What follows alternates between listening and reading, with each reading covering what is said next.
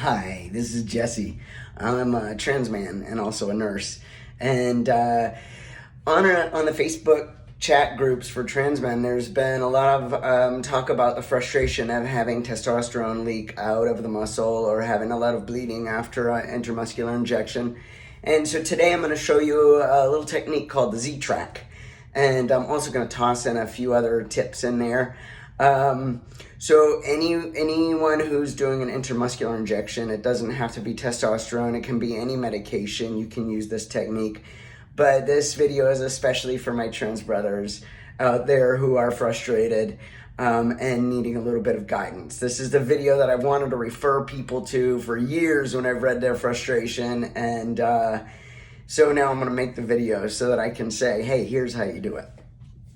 Okay, make sure you wash your hands really well before you start, and make sure that you have a clean surface, counter that's wiped down, that's nice and clean, or a table. Just make sure that it's clean and a hygienic area.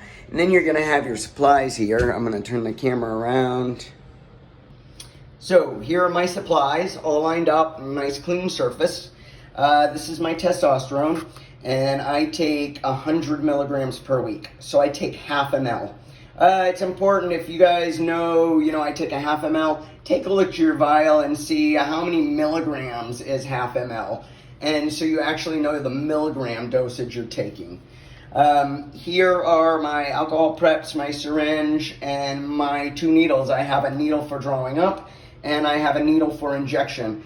Because testosterone is really thick, and so if you draw up with the smaller needle that you're going to inject with, it's going to take you forever.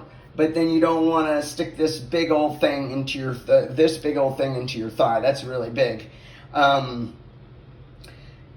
thing with needles are the gauges are opposite. So bigger needle is a smaller gauge. This is a 20 gauge. And this is a 25 gauge. They just had to make things complicated. So here's our syringe. I prefer a 1 ml syringe because it's much easier for calculating the dosage. It has little tick marks. So a full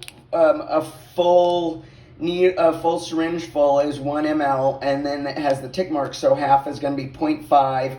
And this is just way easier for dosing than if you have like a 3 ml syringe. You can do it, but figuring out a half ml on a 3 ml syringe is just it's a little more difficult to see the amount. So now we're gonna draw up our testosterone. And I have a technique for drawing it up that makes it a little, that helps with keeping the fluid in the muscle, and it also helps you get all of the testosterone out of the syringe. Make sure to wash your hands before we get started. So I'm gonna clean my vial, and alcohol and friction is the way you get rid of bacteria or contaminants that could have gotten on your lid. You're also going to want to keep this in a safe, clean place that's not going to you're not going to leave it out. You should probably keep it in the box that it came in, and keep your supplies in a special place that's clean, and it's not, don't leave it out on the counter. Don't leave it where the cat can knock it over and the dog can, sniff it and shit like that. So I'm cleaning the lid, and then I'm going to take my needle. And I've got the 20 gauge. Remember, this is the big one. I've got my 20 gauge on here for drawing up. And I hold my hand like this, and I anchor my hand. It's just a technique I learned as a nurse to make it easier so you're not like jabbing at something moving.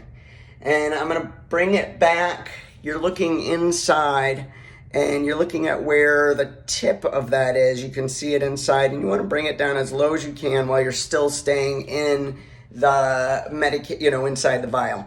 And I'm going to start drawing up, and this is, again, it's you're watching, see it's slowly filling this syringe. It's dropping in because it's so thick.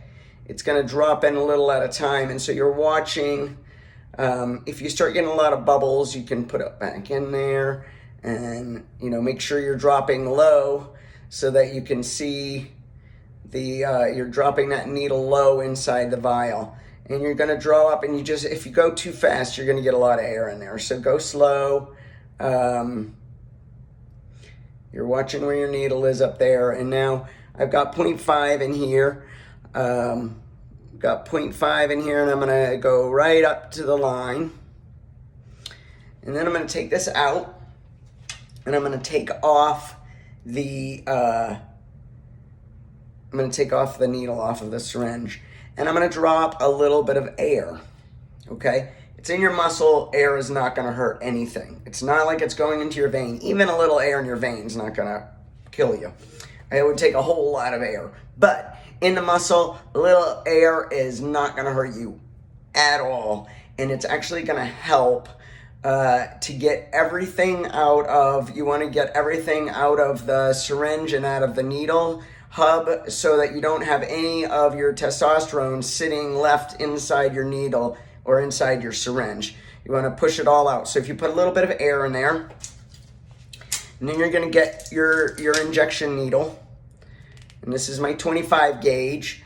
And I don't have a luer lock. Some people have luer lock syringes where you screw it on. I have a luer slip. And so I just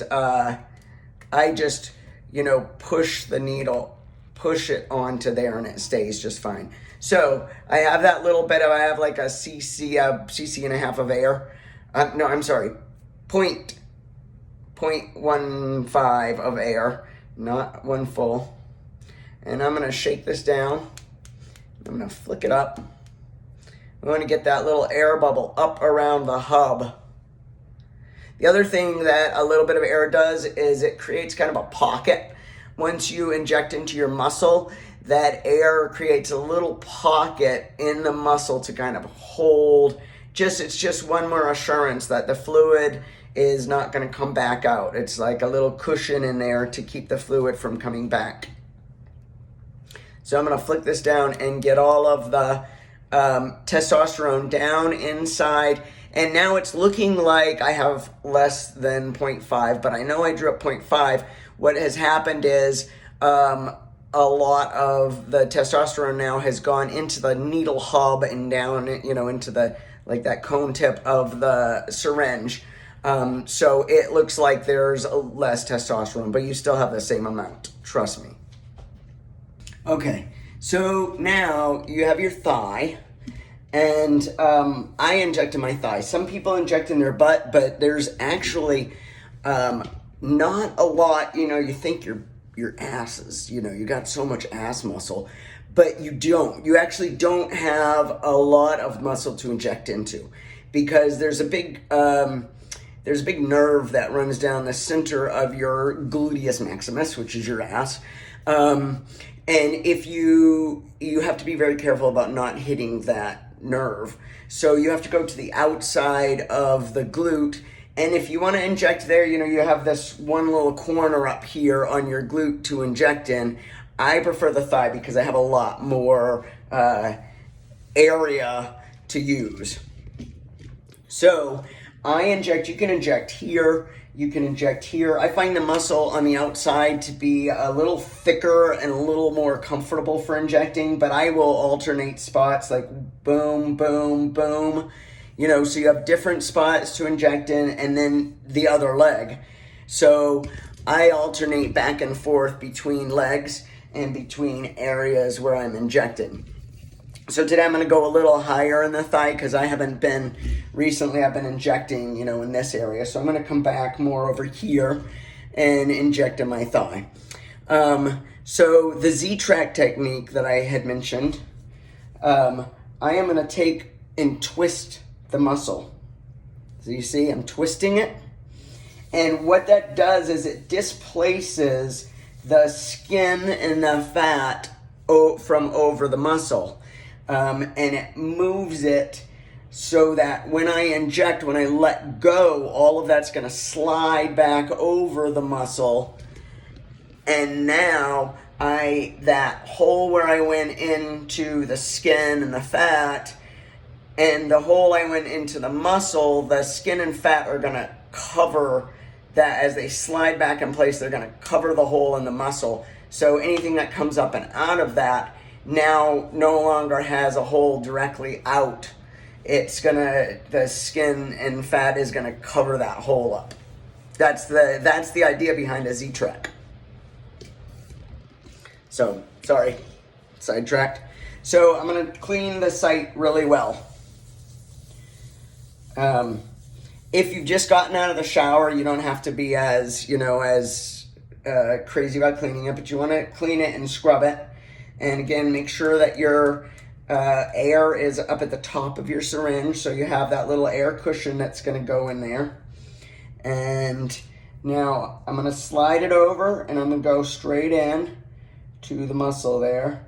I go slow. Some people jam it in fast. And then one of the techniques is, an important technique, is to go very slow when you're injecting. You're not going to slam that syringe down in there. You're going in slowly, and you're allowing the testosterone to seep out into the muscle, so it's not sitting like a big ball in your muscle. It's seeping into your muscle when you inject slowly. It's, working its way into surrounding materials. And now that air has gone into my, in there, so it's creating that little pocket over the injection site. And now I'm going to slide this out, and I'm going to let it go. And so now the hole where I injected is like there. You barely see it. Sometimes I can't even find it. That's the hole I injected, and I actually went in, and this from up here, but that was over here, right? Remember, the skin was here. So that injection in my muscle, the spot I injected in my muscle, is under here somewhere. The injection in the skin now is down here because I, let the skin go back over. But that's the Z-Track technique. Let me know what you guys think. Hopefully it helps. And for you guys who already are experienced in testosterone and you just wanted to learn the technique, I apologize for the long-windedness of this, but I'm hoping to also help guys who are newer to testosterone with a few of those tips that I tossed in there in between and some of the education. Take care, my brothers. Love ya.